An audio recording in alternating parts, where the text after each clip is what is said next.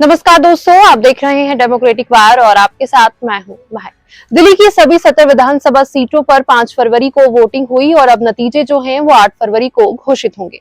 वहीं वोटिंग खत्म होने के साथ ही कई एजेंसियों ने एग्जिट पोल जारी किए। इन एग्जिट पोल्स के आंकड़ों के मुताबिक तो इस बार दिल्ली में बीजेपी जीतती हुई नजर आ रही है।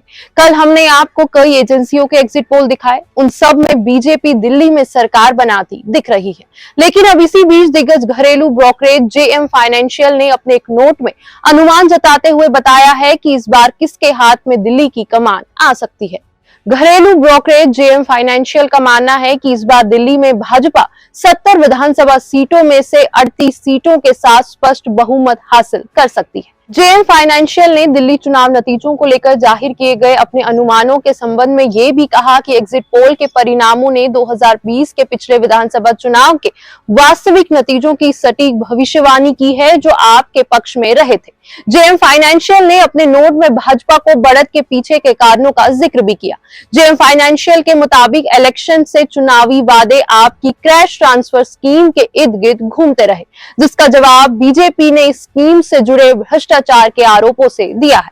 राजधानी दिल्ली की सभी 17 विधानसभा सीटों पर 699 उम्मीदवार चुनावी मैदान में हैं। वोटिंग खत्म होने के साथ ही कैंडिडेट्स की किस्मत भी ईवीएम में कैद हो गई है। वहीं दिल्ली विधानसभा चुनाव में डाले गए वोटों की गिनती कल यानी कि 8 फरवरी को सुबह 8 बजे से शुरू हो जाएगी।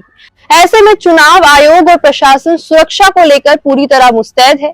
ईवीएम को स्ट्रांग रूम में सुरक्षित तरीके से रखा गया है। राजधानी दिल्ली की 19 जगहों पर हर एक विधानसभा क्षेत्र के लिए कुल 70 स्ट्रांग रूम बनाए गए हैं। वहीं चुनावी नतीजे आने से पहले आज यानी कि 7 फरवरी को आम आदमी पार्टी में बड़ी हलचल मच गई है। पार्टी के राष्ट्रीय संयोजक और दिल्ली के पूर्व मुख्यमंत्री अरविंद केजरीवाल ने सभी 70 उम्मीदवारों की एक अहम बैठक बुलाई। दरअसल ये बैठक दिल्ली विधानसभा चुनाव के नतीजों से पहले हो रही है। ऐसे में इसे लेकर कई कयास लगाए जा रहे हैं। इस बैठक को लेकर कहा जा रहा है कि ये ऑपरेशन लोटस के आरोपों के बीच बुलाई गई है। आम आदमी पार्टी ने भारतीय जनता पार्टी पर आरोप लगाते हुए कहा कि दिल्ली चुनाव के नतीजों से पहले आपके 7 विधायकों को पार्टी छोड़ने के लिए 15-15 करोड़ रुपए की पेशकश की जा रही है। इसके अलावा अरविंद केजरीवाल ने एग्जिट पोल पर भी सवाल उठाए। उन्होंने कहा कि यदि कोई एग्जिट पोल में किसी पार्टी को 55 से अधिक सीटें मिल रही है तो फिर हमारे उम्मीदवारों को तोड़ने के लिए फोन क्यों किए जा रहे हैं। उन्होंने सोशल मीडिया पर लिखा कि ये सर्वे फर्जी है और इनका इस्तेमाल उम्मीदवारों को मानसिक रूप से प्रभावित करने के लिए किया जा रहा है।